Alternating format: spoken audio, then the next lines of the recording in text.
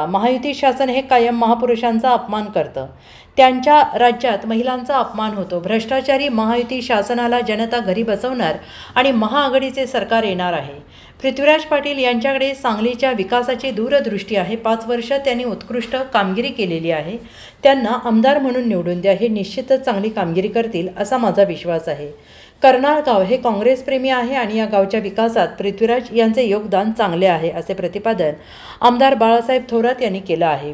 पृथ्वीराज बाबा पाटील यांच्या कर्नाळ येथील प्रचार सभेत ते बोलत होते। ते पुढे म्हणाले, पृथ्वीराज पाटील यांच्या 5 वर्षाच्या कामाचा अहवाल पाहूनच त्यांना उमेदवारी देण्यात आलेली आहे। सांगलीच्या समस्या काय आहेत आणि त्या सोडवण्यासाठी काय केलं पाहिजे, भविष्यात सांगली कशी असावी याबाबत त्यांनी याबाबतीत वैयक्तिक जाहीरनामा तयार केला आहे, त्याप्रमाणे ते निश्चितच सांगलीचा विकास करू शकतात। महायुती शासन हे धर्मांध आहे, जातीपातीत भांडणे लावून फूट पडणाऱ्या अकार्यक्षम सरकारला गाडण्याची हीच वेळ आहे। राज्यातील जनता या सरकारला कंटाळली आहे। 20 नोव्हेंबरला हात या चिन्हासमोरील बटन दाबून पृथ्वीराज पाटील यांना भरघोस मताने निवडून द्या। आणि यावेळी पृथ्वीराज पाटील म्हणाले, कर्नाळकरांनी मला गेल्या निवडणुकीत भरघोस मतदान केलेलं आहे, थोडक्यात माझा पराभव झाला आहे। तथापि मी दुसऱ्या दिवसापासून काम सुरू केलं। कर्नाळसाठी रिंग रोडला 1.25 कोटी आणि अंबरसोम दर्ग्यासाठी 7 लाखाचा निधी महाआघाडी सरकार असताना आमदार बाळासाहेब थोरात यांनी या भागाच्या विकासासाठी दिला। नगर विकास खात्याकडून 10 कोटीचा निधी आणून अनेक कामे करता आली। जी मी कामे घेऊन गेलो ती सर्व थोरात साहेबांनी करून दिली आहेत आणि या कामी आमदार डॉक्टर विश्वजित कदम यांच्या नेतृत्वाखाली काम करताना त्यांचे मार्गदर्शन आणि सहकार्य लाख मोलाचे आहे। कोरोना आणि महापूर काळात मी केलेली मदत सांगलीकर विसरणार नाही। मी प्रामाणिकपणे पडत्या काळात सांगलीत काँग्रेस जिवंत ठेवली। श्रीराम मंदिर प्रतिकृती आणि नवरात्रोत्सव हे उपक्रम राबवले।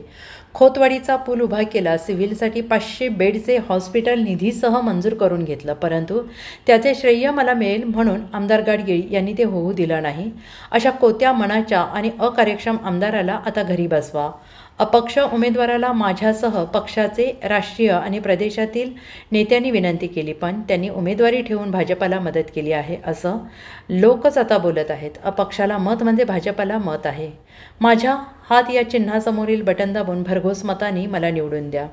मतदारसंघातील शहरी ग्रामीण भागातील जनतेच्या समस्यांचा संवाद सांगलीसाठी उपक्रमाअंतर्गत अभ्यास करून त्या सोडवण्यासाठी आणि भविष्यात सांगली कशी असावी याबाबतच्या जनतेच्या सूचना घेऊन वैयक्तिक जाहीरनामा तयार केलेला आहे। त्यासाठी मला 5 वर्ष आमदार म्हणून संधी द्या। आमदार कसा असावा हे सिद्ध करून दाखवेन।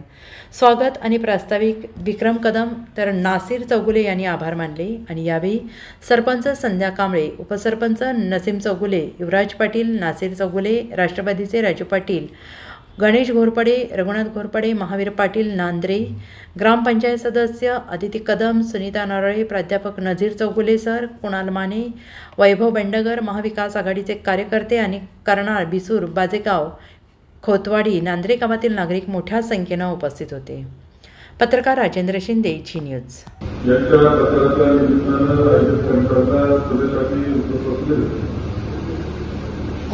केरळ पाटलांच्या प्रचारासाठी उपस्थित सांगितले गेले। केरळमध्ये मोठा जबाबदार असलेले आज महाराष्ट्राचे ज्येष्ठ नेते